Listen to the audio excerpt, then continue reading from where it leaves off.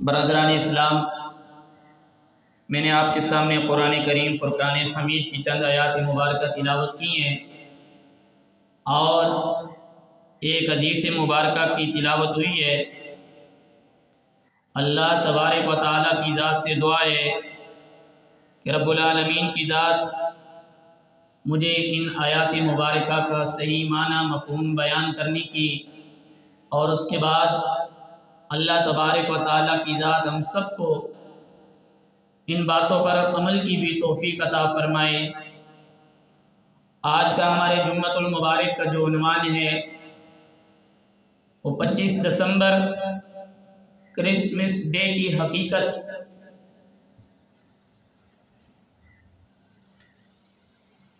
اللہ تبارک و تعالیٰ کی ذات نے اپنے دین محمدی کے اندر مسلمانوں کے لیے مکمل ہدایت اور نجات رکھی ہے۔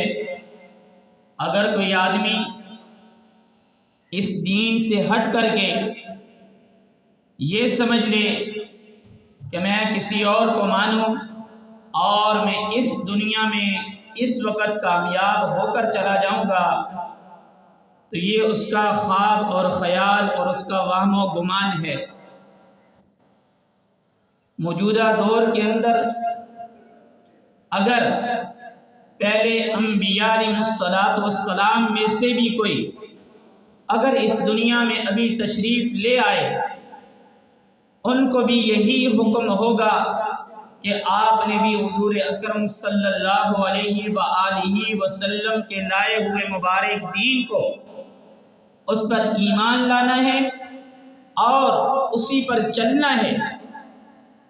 ہمارے نبی صلی اللہ علیہ وآلہ وسلم کا لایا ہوا دین یہ بقا والا دین ہے، یہ ہمیشہ والا دین ہے۔ آقا علیہ الصلوۃ والسلام کے دنیا میں تشریف لانے کے بعد ختم نبوت کا صحرا وہ آقا علیہ الصلوۃ والسلام کو عطا اللہ نے کر دیا۔ اب دنیا میں کوئی بھی کہے یا کوئی بھی آئے، اس کی بات اس وقت تک معتبر نہیں ہوگی جب وہ کالی کملی والے کا کلمہ پڑھ کے کالی کملی والے کے دین کو نہیں کھلاتا ہے۔ دنیا کے اندر تقریباً 57 اسلامی ممالک ہیں اور ان اسلامی ممالک کے اندر غیر مسلم رہتے ہیں۔ اچھی بات ہے، اللہ کی زمین ہے اور پھر ان میں 57 اسلامی ممالک کے اندر عیسائی غیر مسلم لوگ رہتے ہیں۔ ان میں سے ایک تاریخ 25 دسمبر ہے جو عیسائیوں کے ہاں ان کی عید کے طور پر منائی جاتی ہے۔ اچھی بات ہے، ان کی عید ہے، ان کی خوشی ہے، وہ منائیں۔ لیکن افسوس اس وقت ہوتا ہے جب ہمارے مسلمان ان کی اس خوشی کو اپنی خوشی سمجھ کے ان کے ساتھ منانا شروع کر دیتے ہیں۔ شاید ہمیں پتہ نہیں کہ اس کی حقیقت کیا ہے، یہ کرسمس ہے کیا چیز۔ اس کے بارے میں تاریخ، قرآن اور حدیث ہمیں کیا درس دے رہا ہے، کیونکہ ہم اس کی حقیقت سے بہت دور ہیں۔ ہم نے قرآن کریم اور فرقان حمید اور نبی کریم صلی اللہ علیہ وآلہ وسلم کی تعلیمات کو چھوڑ دیا۔ جس وقت حضرت عیسیٰ علیہ نبینا علیہ السلام اس دنیا سے اللہ تبارک و تعالیٰ کی ذات نے ان کو اپنے پاس بلا لیا آسمان کی طرف، اس کے 300 سال کے بعد روم کا بادشاہ تھا قسطنطین، ایسا اس کا نام تھا۔ اس کو یہ محفل سوجی، اس کے دل میں یہ بات آئی کہ ہم حضرت عیسیٰ علیہ نبینا علیہ السلام کا برتھ ڈے، کرسمس ڈے مناتے ہیں۔ جس طرح ہمارے یہاں مسجدیں ہیں، ان کے ہاں چرچ اور کنیسہ یہ چیزیں ہیں۔ وہ ان کی اپنی عبادت چرچوں میں جا کر کرتے ہیں، ہماری عبادت اللہ کے گھر میں ہوتی ہے۔ جس وقت اس شخص نے دیکھا کہ ہمارے جو چرچ ہے اس کے اندر آنے والے لوگ اتنے زیادہ نہیں ہیں، یہ تو صرف عبادت ہو رہی ہے، اگلے سال اس نے تھوڑا سا اور اس محفل کو سجانے کے لیے بنگلے ڈالنے کی کوشش کی، اور اس طریقے پر وہ بنگلے ڈالتے رہے، ڈول بجاتے رہے، گانے بجانے رقص ہوتے رہے۔ کیوں؟ اس کی حقیقت کچھ نہیں۔ آہستہ آہستہ وہ شرارت بڑھتی گئی۔ پھر کیا ہوا؟ انہوں نے کہا لوگوں کو اور قریب کرنے کے لیے انہوں نے کہا کہ مرد اور عورتوں کو اکٹھا مخلوط ناچ گانا بسانا کیا جائے گا، تو اس سے ہماری جو یہ محفل ہوگی اس کو 4 چاند لگیں گے۔ پہلی بات، حضرت عیسیٰ علیہ نبینا علیہ السلام کی ولادت ہے کب؟ عیسائیوں کے ہاں 4 مشہور اقوال ہیں، اور بھی ہیں، لیکن جو ان کے ہاں مشہور 4 باتیں ہیں، 4 اقوال ہیں۔ بعض کے نزدیک 25 دسمبر ہے، بعض کے نزدیک 6 جنوری، بعض کے نزدیک 7 اور بعض کے نزدیک 19 جنوری۔ ان کے نزدیک حضرت عیسیٰ علیہ نبینا علیہ السلام کی ولادت ہے۔ پہلی بات تو یہ ہے، ایک ہے ہی مختلف فی چیز جس کا علم ان کی اپنی کتابوں میں صحیح مضبوط نہیں، اس پر اس طرح کا واویلا کرنا اور اس کی حقیقت کا علم نہ ہونا کہ حضرت عیسیٰ علیہ نبینا علیہ السلام کی ولادت ہوئی ہے یا نہیں، اس میں تو اختلاف ہے۔ دوسری بات، عیسائیوں کا یہ عقیدہ کیا ہے حضرت عیسیٰ علیہ نبینا علیہ السلام کے متعلق؟ میرے محترم دوستو، یہ مسائل سمجھنے کے ہیں۔ حضرت عیسیٰ علیہ نبینا علیہ السلام کے متعلق ان کے 3 بنیادی عقیدے ہیں، جس کو آج ہم بحیثیت مسلمان ہم ان کی خوشیوں میں شامل ہو جاتے ہیں۔ ہمیں سمجھ نہیں آتی کہ حضرت عیسیٰ علیہ نبینا علیہ السلام کے نام کے اوپر یہ ہم سے کیا عہد و پیمان لے رہے ہوتے ہیں اور ہم اس میں شریک ہو جاتے ہیں۔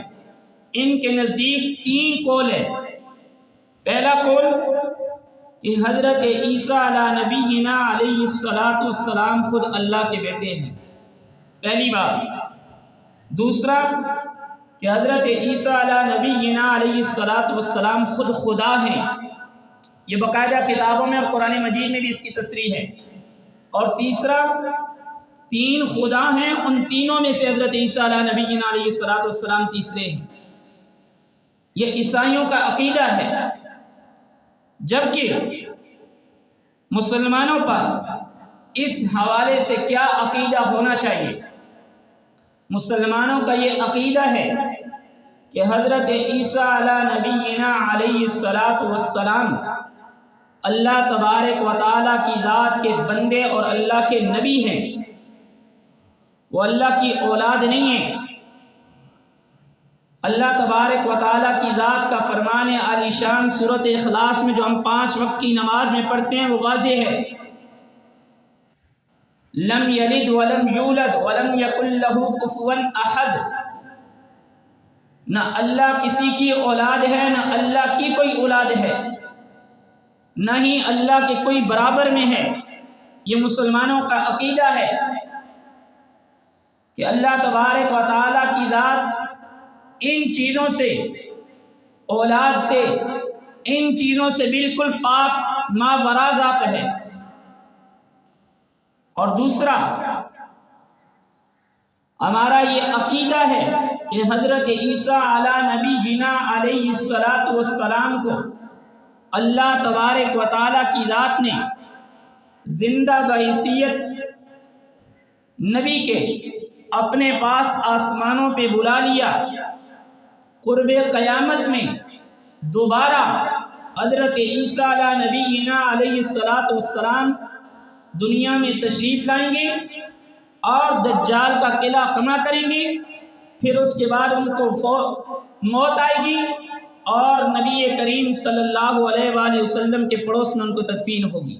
یہ ہمارے مسلمانوں کا ہم پر عقیدہ ہے اور یہ ہونا بھی چاہیے۔ آگے اس عید پر یہ جو عیسائیوں کی ہے، ہمارے ارد گرد میں ہمارے ساتھ ایک جگہ میں کام کرنے والے یا ہماری شادی بیاہوں میں یا ان کی طرف سے آنے والا یہ تحفہ اور ہدیہ، اس کو قبول کیا جا سکتا ہے یا نہیں کیا جا سکتا؟ سب سے اہم مسئلہ، ہر آدمی یہ مسئلہ پوچھ رہا ہوتا ہے، جی یہ مسئلہ ہے، اس کے حوالے سے کیا کرنا چاہیے؟ یہ تو ہمارے مسلمان ہیں، ہمارے مسلمانوں کے ساتھ ان کا ایک جگہ میں رہنا سہنا ہے، ہمارے محلے میں رہتے ہیں، ہم ایک شاپ میں کام کرتے ہیں ایک جگہ میں، تو اس حوالے سے ہمیں کیا کرنا چاہیے؟ میرے محترم دوستو، قرآن کریم کو پہلے پڑھیے، نبی کریم صلی اللہ علیہ وآلہ وسلم کا فرمان علی شان سمجھیے۔ قرآن کریم 16واں پارہ کی وَقَالُوا اتَّخَذَ الرَّحْمَنُ وَلَدًا لَقَدْ جِئْتُمْ شَيْئًا إِدًّا تَكَادُ السَّمَاوَاتُ يَتَفَطَّرْنَ مِنْهُ وَتَنشَقُّ الْأَرْضُ وَتَخِرُّ الْجِبَالُ هَدًّا۔ قرآن کریم کے الفاظ ہمیں یہ دعوت دے رہے ہیں کہ انہوں نے کہا کہ رب کی ذات نے اپنے لیے بیٹے پیدا کر لیے۔ آپ کو یہ بات کیسے پتہ چلی کہ اللہ نے بیٹے پیدا کر لیے؟ اور تم نے یہ جو بات استعمال کی ہے یہ بہت بری بات ہے۔ اس بات پہ، اس جرم کی وجہ سے قریب ہے کہ آسمان پھٹ جائے، زمین ریزہ ریزہ ہو جائے، یہ پہاڑ یہ ٹکڑے ٹکڑے ہو جائیں کہ تم نے اللہ تبارک و تعالیٰ کی طرف ایسی نسبت کی ہے کہ اللہ تبارک و تعالیٰ کی ذات نے اپنے لیے بچوں کو پیدا کر دیا۔ قرآن کریم کا واضح فرمان کہ دنیا میں جتنے بھی لوگ آئے ہیں وہ سب کے سب اللہ کے بندے اور اللہ کے رسول بن کر آئے ہیں۔ اللہ اولاد سے پاک ہے، اللہ بچوں اور بچیوں سے پاک ہے۔ یہی مشرکانہ عقیدہ قرآن کریم کے اندر آتا ہے، اصطفى البنات علی البنین ما لکم کیف تحکمون افلا تذکرون ام لکم سلطان مبین فاتوا بکتابکم ان کنتم صادقین۔ اگر ان کو کہا جائے آپ کے گھر میں بچی پیدا ہوئی ہے تو یہ تو اپنے ماتھے کے اوپر ان کے بل آ جاتے ہیں اور رب کی طرف یہ بچیوں کی نسبتیں کرتے ہیں۔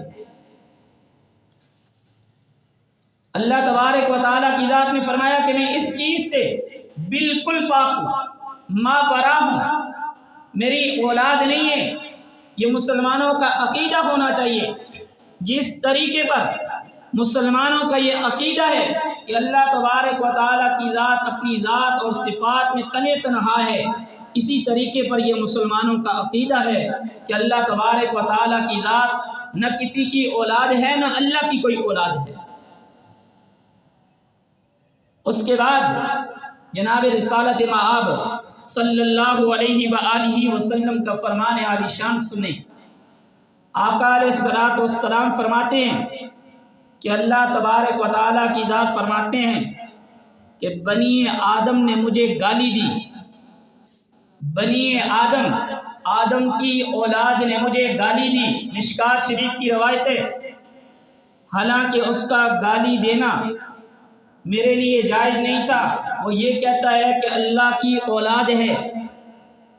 غور سے سن لو کہ اللہ تبارک و تعالیٰ کی ذات یہ بات ارشاد فرما رہے ہیں کہ کوئی آدمی میری طرف اس چیز کی نسبت کرتا ہے اللہ کی اولاد ہے تو وہ مجھے گالی دے رہا ہے۔ یہ نسبت کرنا بھی حدیث شریف کے اندر آتا ہے کہ اگر کوئی شخص اس طرح کی نسبت بھی کرتا ہے تو یہ بھی گناہ ہے، چہ جائے تو اس کے لیے اس چیز کا عقیدہ رکھنا کہ یہ تو اللہ تبارک و تعالیٰ کے بیٹے حضرت عیسیٰ علیہ السلام کی ولادت کا دن ہے، اور اس طرح کی باتیں کرنا یہ قطعاً اسلام کے بالکل غیر منافی باتیں ہیں۔ ہم مسلمانوں کا عقیدہ ہے کہ حضرت عیسیٰ علیہ نبینا علیہ السلام اللہ کے رسول، اللہ کے نبی تھے، اور قرب قیامت میں وہ دوبارہ آئیں گے اور اس دین محمدی صلی اللہ علیہ وآلہ وسلم کی اشاعت کریں گے۔ یہ ہمارا عقیدہ ہے۔ پوری دنیا کے اندر جب یہ ڈے آتا ہے، مہنگی چیزیں بھی سستی ہو جاتی ہیں، مصنوعی میں سستی چیزیں کی جاتی ہیں تاکہ یہ لوگ اس کے اندر شریک ہوں، اور یہ ذہن بنایا جائے کہ ہمارے نبی کی ولادت کا دن آیا، دیکھا ہے پوری دنیا میں چیزیں سستی ہو گئی ہیں۔ لوگوں کو عیسائیت کی طرف مغلوب کرنے کی خاطر یہ چیزیں بیان کی جاتی ہیں۔ میرے محترم دوستو، رمضان المبارک کا چاند چڑھے گا، عید کا چاند آئے گا، جب مسلمانوں کا کوئی تہوار آئے گا، مہنگائی کا کیا عالم ہوتا ہے؟ اس وقت مہنگائی کتنی ہوتی ہے؟ ہمارے مسلمانوں کی طرف سے ان کے لیے باقاعدہ مبارکباد کے پیغام جاتے ہیں۔ 57 اسلامی ممالک کے علاوہ دنیا میں کتنے کافروں کے ملک ہیں، کس نے رمضان المبارک کے چاند چڑھتے ہوئے ہمیں مبارکباد دی ہے؟ کس نے ہماری عید کے اوپر ہمیں مبارکباد دی ہے؟ اتنا مسلمان کمزور ہو چکا ہے۔ قرآن کریم فرقان حمید کا واضح پیغام ہمارے لیے، یا ایھا الذین آمنوا لا تتخذوا اليہود والنصارى اولیاء بعضهم اولیاء بعض ومن يتولهم منکم فإنه منهم ان اللہ لا يهدي القوم الظالمین۔ اے ایمان والو، یہود اور نصارہ کو اپنا دوست نہ بنانا۔ تم میں سے جو کوئی ان کے ساتھ دوستی رکھے گا وہ ان میں سے ہے، وہ آپس میں بعض کے دوست ہیں۔ اللہ ظالم قوم کو ہدایت نہیں دیتا ہے۔ اور اللہ کے نبی صلی اللہ علیہ وآلہ وسلم کا فرمان عالی شان، آقا علیہ الصلوۃ والسلام نے فرمایا، من تشبہ بقوم فہو منہم، جو جس قوم کی مشابہت اختیار کرے گا وہ اسی میں سے ہوگا۔ الاسلام وہ بلندی کے لیے آیا ہے، وہ مغلوب ہونے کے لیے نہیں آیا ہے۔ وَأَنْتُمُ الْأَعْلَوْنَ إِن كُنتُم مُؤْمِنِينَ، اگر تم مومن ہوئے تو تم ساری دنیا میں تمہارا نام ہوگا، تم بلند رہو گے۔ یہ قرآن کا فرمان ہے۔ اور اللہ کے نبی صلی اللہ علیہ وآلہ وسلم کفار کے ساتھ دین کے معاملات میں کتنے سخت تھے، کتنی مخالفت کرتے تھے۔ نبی کریم صلی اللہ علیہ وآلہ وسلم مکہ سے مدینہ طیبہ تشریف فرما ہوئے، دیکھا کہ 9 اور 10 محرم الحرام کو مدینہ کے یہودی روزہ رکھ رہے ہیں۔ آقا صلی اللہ علیہ وآلہ وسلم نے پوچھا، یہ یہودی کس لیے آج روزہ رکھ رہے ہیں؟ اللہ کے نبی صلی اللہ علیہ وآلہ وسلم نے فرمایا، اللہ کے نبی صلی اللہ علیہ وسلم سے فرمایا گیا، یہ یہودی اس لیے روزہ رکھتے ہیں کہ تاکہ جو ہمیں بنی اسرائیل سے نجات ملی تھی موسیٰ علیہ السلام کے ساتھ، ہم اس کے شکرانے کے طور پہ ہم یہ روزہ رکھتے ہیں کہ اللہ نے ہمیں ان سے نجات دی تھی۔ موسیٰ حضرت حضور علیہ السلام نے فرمایا، میں موسیٰ کے زیادہ ہم قریب ہیں، ہم موسیٰ کے ماننے والے ہیں۔ اگر میں اگلے سال زندہ رہا، میں 10 محرم کا اکیلا نہیں بلکہ 9 اور 10 یا 10 اور 11 محرم کا بھی روزہ رکھوں گا، تاکہ یہود کے ساتھ ہماری ایک روزے کے ساتھ بھی مشابہت نہ ہو۔ اللہ کے نبی صلی اللہ علیہ وآلہ وسلم نے دینی امور میں بھی ان کے ساتھ مشابہت سے منع کیا ہے۔ اور اللہ کے نبی صلی اللہ علیہ وآلہ وسلم کا فرمان عالی شان پوری دنیا کے لیے فرمایا، الکفر ملت واحدہ، پوری دنیا کے اندر جتنا بھی کفر ہے وہ ایک ملت کے اوپر ہے۔ وہ شکل و صورت سے تمہیں علیحدہ نام نظر آئیں گے، لیکن جو اس کی سوچ مشرق والے کی ہوگی وہی سوچ اس کے مغرب والے کی بھی ہوگی۔ وہ مسلمانوں کا کبھی خیر خواہ نہیں ہو سکتا۔ قرآن کریم کے اندر اللہ تبارک و تعالیٰ کی ذات فرما رہے ہیں اپنے محبوب سے، وَلَن تَرْضَىٰ عَنْكَ الْيَهُودُ وَلَا النَّصَارَىٰ حَتَّىٰ تَتَّبِعَ مِلَّتَهُمْ، اے میرے محبوب، یہ یہود اور نصارہ آپ سے اس وقت تک راضی نہیں ہوں گے حتیٰ تتبع ملتہم، یہاں تک کہ آپ ان کی ملت کے اوپر اتباع نہیں کرتے۔ یہ یہود اور نصارہ اس وقت تک راضی نہیں ہوتے۔ یہ قرآن چیخ چیخ کر ہمیں پکار رہا ہے، قرآن کا فرمان ہمارے سامنے، لیکن مسلمان آج اتنا مغلوب الحال کیوں ہے کہ ہم نے جا کر کے ترقی ان لوگوں سے لینی ہے جہاں پہ سورج بھی جا کے کہتے ہمارے پیچھے نہ آنا، یہاں تو میں بھی غروب ہو جاتا ہوں۔ مسلمان جب صحیح مسلمان تھا وہ مسلمانوں کی بلندیوں کا دور تھا، جب مسلمان قرآن کریم فرقان حمید والا تھا تو اس وقت مسلمانوں کا دور دورہ تھا۔ آج مسلمان اس وجہ سے کہ ہمیں ہر چیز کہاں سے مل رہی ہے وہ غیروں کی ملی ہوئی ہے، ہم نے قرآن اور سنت کو چھوڑ دیا ہے۔ اللہ تبارک و تعالیٰ سے دعا ہے کہ اللہ تبارک و تعالیٰ کی ذات ہم سب کو ان باتوں پر عمل کی توفیق عطا فرمائے۔ وآخر دعوانا الحمدللہ رب العالمین۔